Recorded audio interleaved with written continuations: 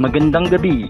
Naririto tayo ngayon sa Soko, scene of crossover, upang imbestigahan ang buhay ng isang suspect na kinikilala sa ngalang Catherine Estrada Guangco. Ngayong gabi, maririnig natin mula sa mga sumusunod na witnesses ang kanilang pahayag patungkol sa pagkatao ng ating subject.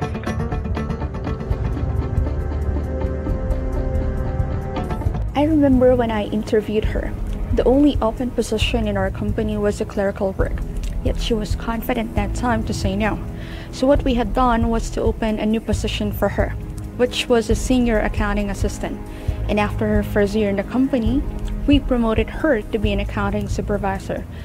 We promoted her though she was the youngest and the least inexperienced among all seniors, because we have seen that she is a problem solver, a troubleshooter, a goal setter, and even an achiever. We also asked her to speak in one of our Bible study in the company. Indeed, she is a blessing.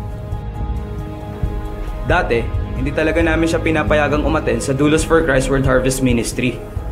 Pero nung in-invite niya kami sa field trip, akala ko nga nun magsha-shopping kami. Pero nung nakapakinig ako ng preaching, ang daming bagay talaga na tumimo sa puso ko na nakapagpabago sa akin. Hanggang yun, tuloy-tuloy na akong umattend ng service, nag-cell group at nakapag-encounter.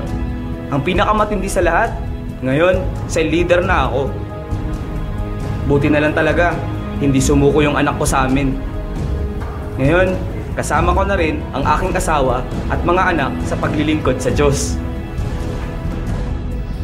Sa isinagawang entrapment ng Soko team, aming hiningi ang panig ni Catherine aka Cathy Guangco.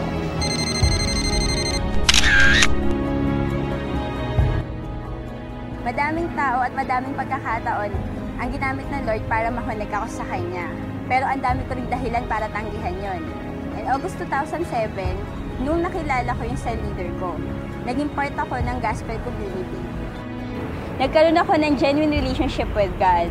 At dito ko nalaman kung ano yung purpose ko as a CPA, na hindi lang ko ordinary CPA, but I am a CPA with a purpose.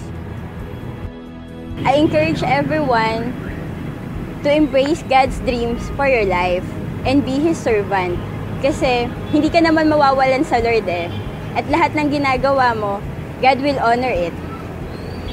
I would like to share to you my life verse.